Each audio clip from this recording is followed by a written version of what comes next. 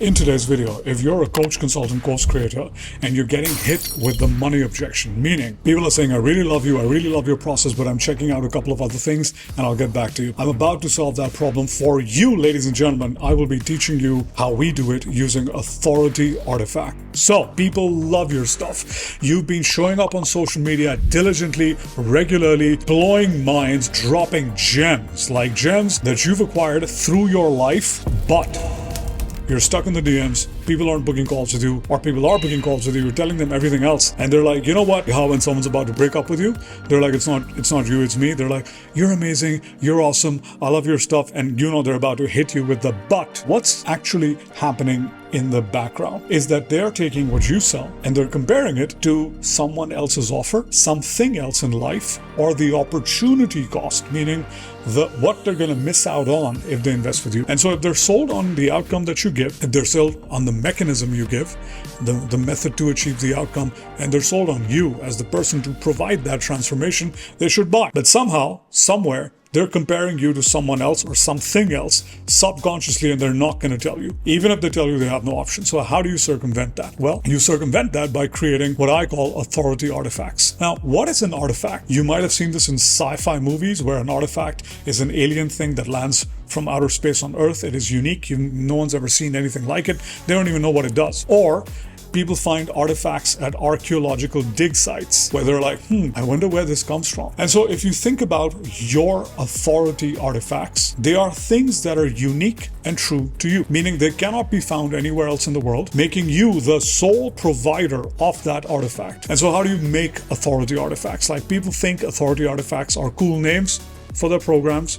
Use the upside down topsy-turvy funnel to make 10K a month. Dressing away, saying certain things. No, that's window dressing. A true artifact in 2025, where everyone is giving mind-blowing insights, lots of people are using AI to amplify and help with the insight. How do you stand out? Think about it from a content point of view. How do you create an artifact? Telling people what they should do is just not good enough, because everyone and their mother is on social media telling people what they should do. Here's why. 3 things. The reason you're stuck is this. So instead of telling people what to do, you want to tell people not just the why to do it, but the why behind the why to do it. So let me give you an example. One of my views on life and the coaching space in general is that, you ever meet those people who work with one coach or one therapist and they had a bad experience and they're like, therapy is not for me, coaching is not for me. To me, I equate it to someone having a toothache and going to a dentist, and the dentist screws up, and that person saying, well, dentistry is not for me, I'm just going to live with the toothache for the rest of my life. Like, it's ludicrous. I don't want to come across as sarcastic or facetious, but to me it's a very immature way or approach of seeing life. Like, if it didn't work out one time, never doing that again. No. You go for a second opinion. So to me, one of the things I say within my paid program is that people need to go around the block a couple of times before they realize that everything works. Maybe not everything worked for them.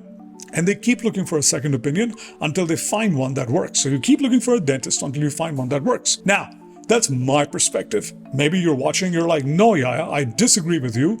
I think if something doesn't work for you the first time around, you should never do it again. It doesn't matter whether you agree or disagree with me. What matters is how true and how convicted you are in the belief you hold. Because that belief, in my case, going around the block, has in turn influenced the way I acquire clients. So if you think about it, someone who used a program once, failed, is relatively early in the buyer journey. They're problem aware, they're solution aware, they tried something, it didn't work. Now let's see the level of conviction they have towards solving the problem.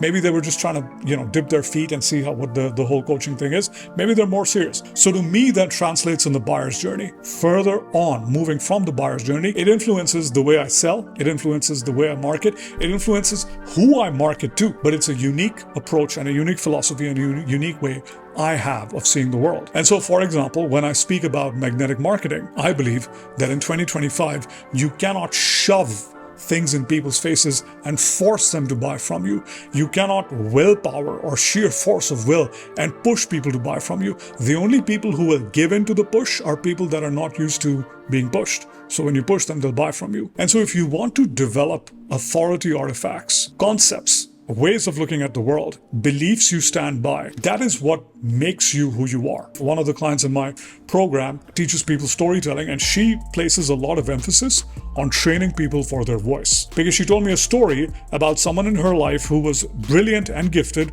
but they had a bad voice. And so people didn't like listening to them. People found that person boring. People would disengage. And so that story showcases how you can have someone brilliant with a bad voice not get their message across. And therefore, working on the voice is something that's in their program. So the therefore is important. If you do not give people a therefore, here's why I think the way I think, here's why I think you should do what I'm telling you to do, you're not convincing people and you're not building credibility or authority. Telling people about certifications, telling people about experience, 20 years doing blah, blah, blah, blah, blah, doesn't work.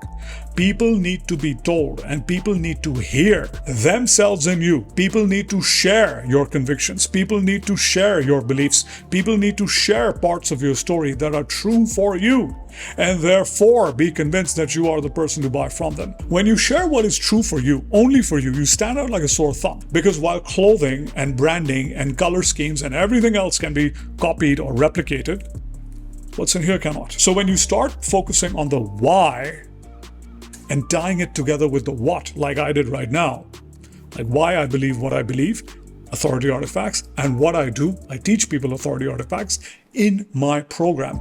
Building authority artifacts that are unique to you is part of the Bold Brand Blueprint that I teach. I hope this triggers thought around how you can design and decide what your authority artifacts are, because not every belief needs to be shared. The ones that are relevant need to be. I'm out of here. I'll see you in the next one. Crush your Monday. Take care. Bye-bye.